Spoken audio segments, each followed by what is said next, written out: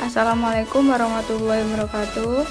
Izin memperkenalkan diri, nama saya Iwindo Kusumaning Tias, NPM 2174505 dari Program Studi Perikanan Tangkap 21. Tugas ujian akhir praktek Fisika Terapan dosen pengampu Bapak Juli Nur Sandi dan PLT-nya Ibu Citra.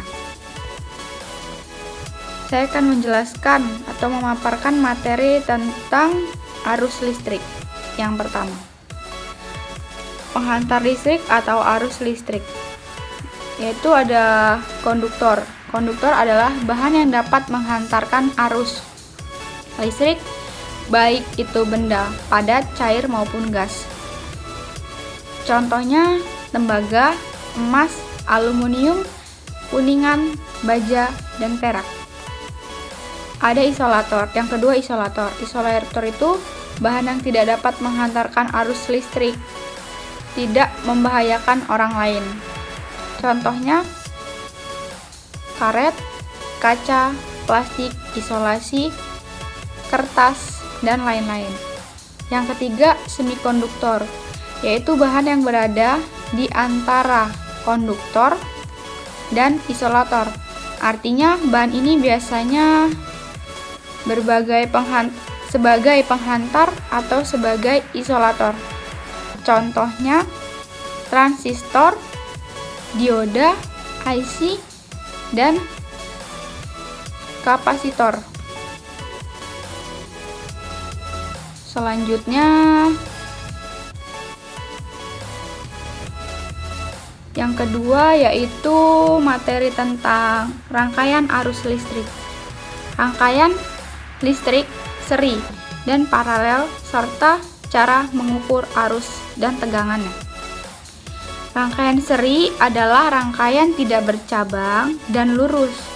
Rangkaiannya seri, arusnya sama.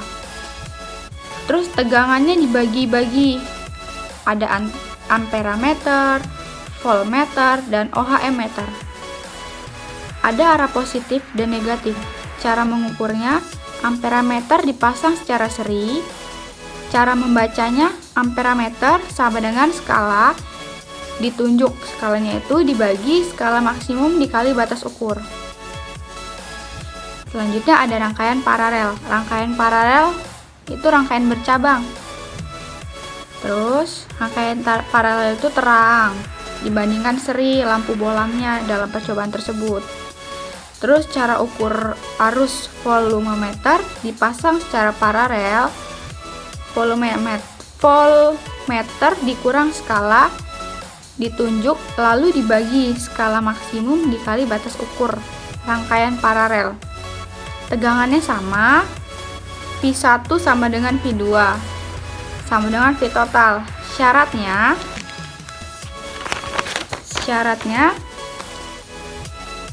sesuai dengan yang telah ditentukan.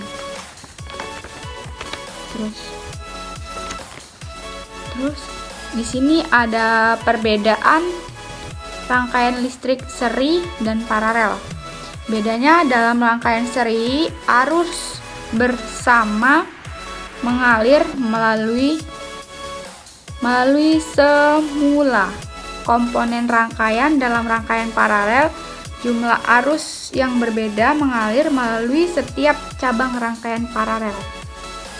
Nah, dari sini ada contoh kurang lebih seperti ini, contoh rangkaian listrik seri dan paralel. Bisa dilihat di sini. Ini contoh rangkaian listrik seri dan paralel. Selanjutnya saya akan menjelaskan tentang mempelajari listrik. Itu ada manfaatnya loh untuk bidang perikanan tangkap. Manfaatnya itu kan di kapal tuh harus menggunakan listrik atau lampu. Listrik juga di kapal tuh sangat bermanfaat. Terus sebagai solar energi juga. Tuh untuk bidang perikanan tangkap tuh ada manfaatnya mempelajari listrik itu. Terus di sini juga ada contoh soal sih tentang hambatan bukti antara titik A dan titik B. Ini contoh soal dari rangkaian listrik paralel dan seri. Bisa dilihat di sini, ini ada contoh soalnya. Kalau kurang jelas nanti akan di-share kembali.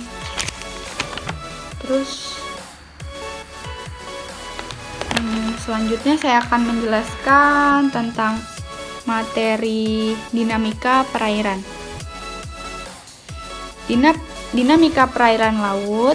Dinamika perairan laut yaitu sebagai perubahan dan pergerakan yang terjadi di laut yang meliputi intensitas sinar matahari, suhu, salinitas, densitas, warna laut, dan gerakan air laut.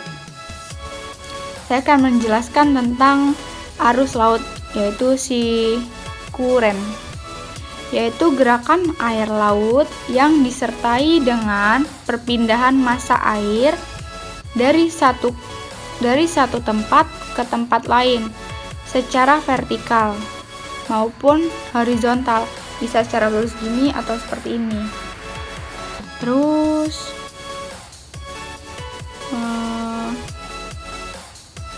kuren meter itu adalah alat pengukur arus.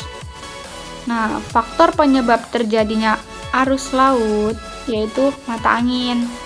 Mata angin itu mempengaruhi faktor terjadinya arus yang ada di laut. Lalu tiupan angin, perbedaan kadar garam, perbedaan suhu, sama tumbuhan. Terus, kuren meter itu satuannya yaitu meter per detik.